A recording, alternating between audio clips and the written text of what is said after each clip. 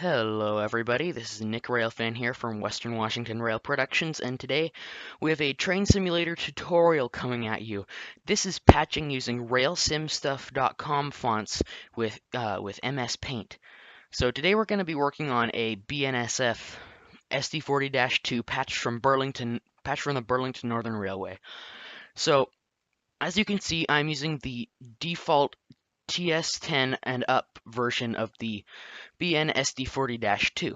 I like this model. Its detail is okay. It's got an appropriate horn for the patched BN units, and it looks pretty good in game too.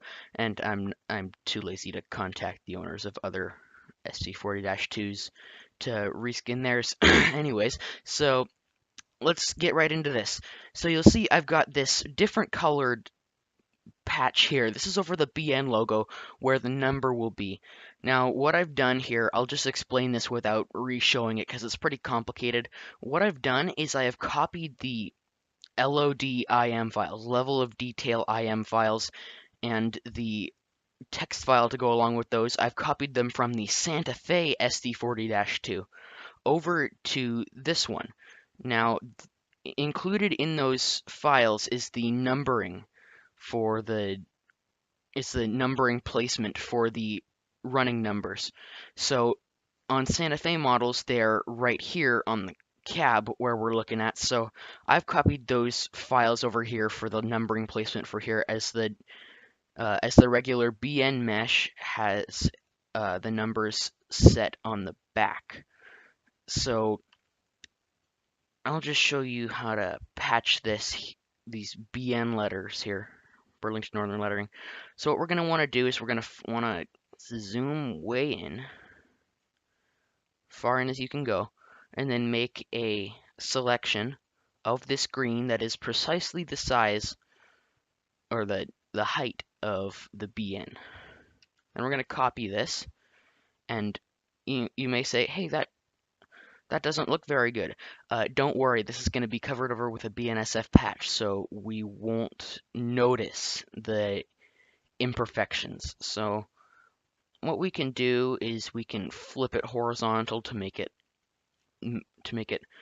look a little better like that. And then as you can see, we have two of the same pieces of the texture here. So we'll move that over to cover that up. And there you go, we now have a suitable BN patch. I'm now going to select and copy this patch over to the other side. Oh, whoops, it's a bit too big. Well, we can fix that. Let's make a selection a little bit smaller. I think this should work. Perfect. Does that look any better? Yes, that looks better. So if you're using Paint, I mean, I'm sure GIMP or Paint.net could probably do this a whole lot easier with just some sort of fill tool, but I've used Paint for a long time. I'm familiar with it. Excuse me. I've started using GIMP for some projects, but I don't often use that. I use it for essentially only for things that Paint can't do, like a black foreground with a picture making text on the background, stuff like that, for logos and such. Anyways, we now have this, and it is all ready for the BNSF patching. So I'm going to pull up this. Now, what you're seeing here in this new Paint file, why is that not working? There we go. So what you're seeing here is the green is a 1 pixel selection of the green color on that SD40 texture. So all I've done here is I've taken a green texture, which is essentially the same. You don't really have to do this. Just you can really make it whatever color you want. But for the sake of this, for the sake of BN, I'm going to make it green. And then something I forgot to do before I started the video, which I can do real quick. Oops, wrong one. So what I've done here, this is the white texture. I'll get to that in a little bit. Reset that. So then we're going to add this here to the Custom Colors tab. So now we take the text. I have it set as the BNSF demo font from Railsimstuff.com. There will be a link to that page in the description. It's a wonderful site, guys.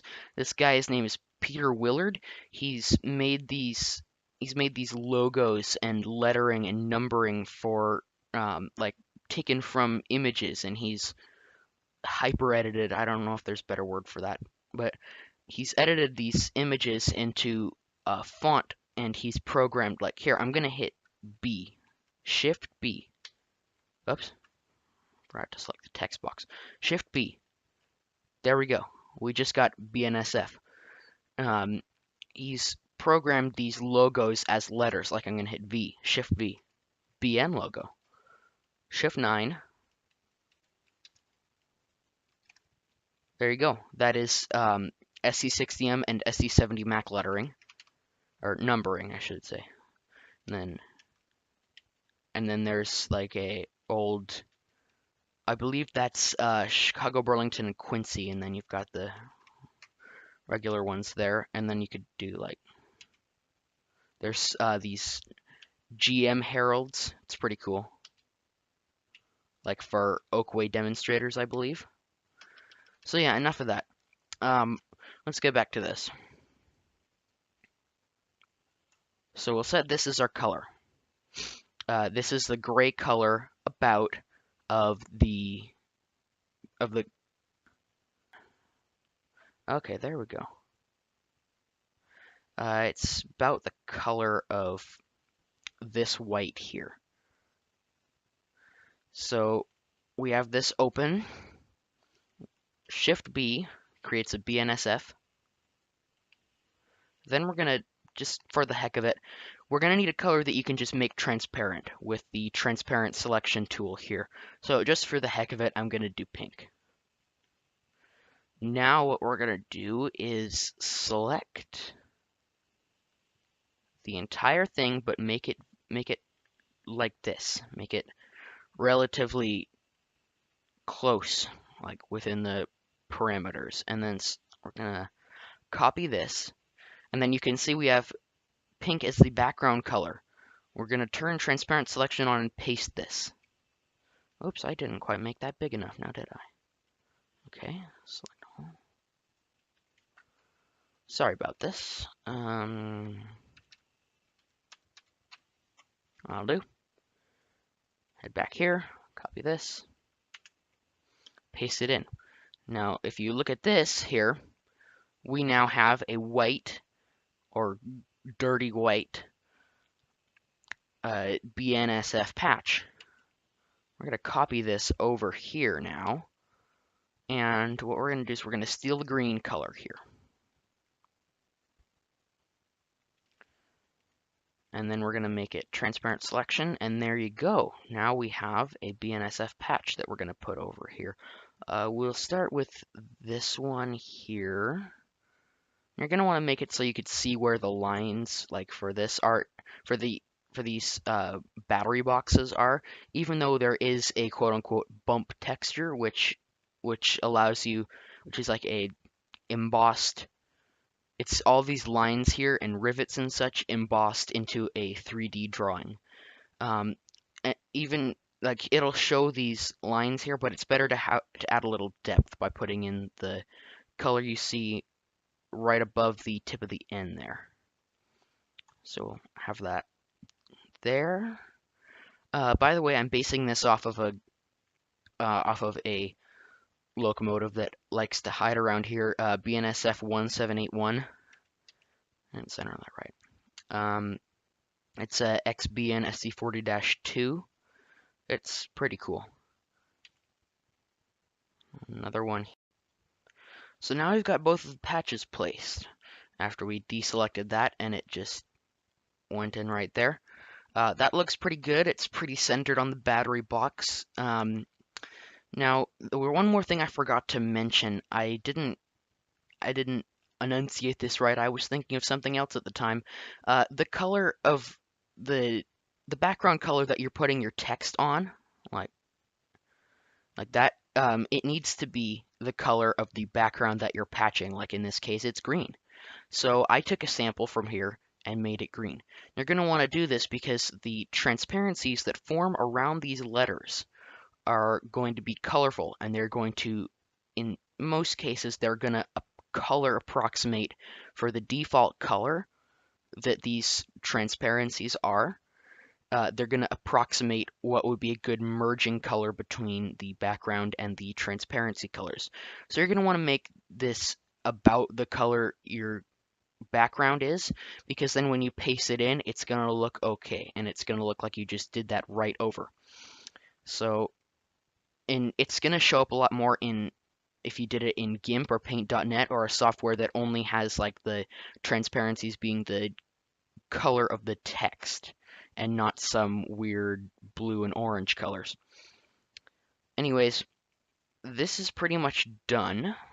It's fully done, unless we wanted to add in some kind of green patch around here, which I'm not gonna do because a lot of the time when I see these locomotives running around, they don't really have noticeable patches on the over the numbers. Um, they've just got kind of a maybe like a little bit of a lighter green, but that's it. So I don't think it's significant enough to do that. Call me lazy, call me anti-rivet counter if that exists, but that's just how I'm going to do it for time's sake. So save this. That took a while. We don't need this anymore, nor do we need this. So this is what it looks like here. Control Shift E. I also have a ATSF one, which I will show in the running video. Um, Now, if you want really prototypical sounds, I'm going to show the dependencies for this. Joram 24 from RR Mods, Railroad Mods, made a great 16-cylinder 645 E3 engine sound. You can get it on pretty much all GP and SD locomotives before the SD60 and after the SD35, I believe. Um, and like GP60M, GP35. So go get those because they sound very good. You'll hear them in the video if you haven't already. And then this is a K3LA horn. It says Santa Fe, so I'm going to assume it's either from a patched Jeep or SD, or it's from a Warbonnet C44 or a Warbonnet freight unit that would have a K3LA. It sounds pretty good. It's made by CWeiss127. If I pronounced that wrong, I'm sorry. Um, he has a big site. It's got a link to a couple MediaFire download pages, and they're full of horns. So it's like Colin Weiss horn files or something like that. So go look it up. It's pretty good. And then I got this one's got the same engine sound, and then it's a CP K3LA. It sounds like a BNSF SD40 K3LA. It's from Mutant A77's website. I believe it's in the K3LA and K5LA pack. It's pretty far down the list, near the bottom, so go look for that. I also put this interior on. I was just seeing how it looked. I'm probably going to take it off. Anyways, that's that. So I'll now turn this off and I'll start the in-game footage.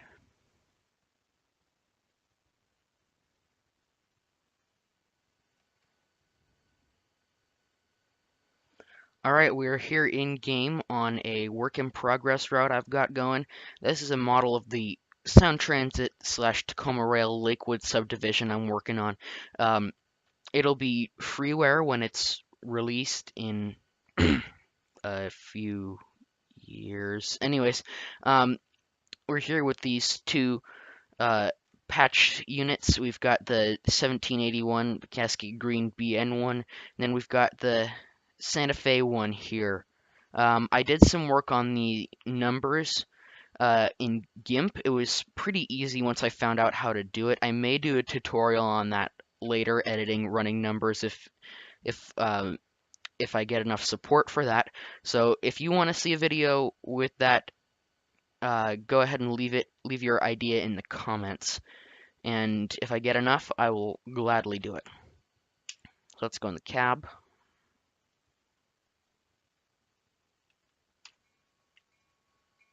It's got a nice bell.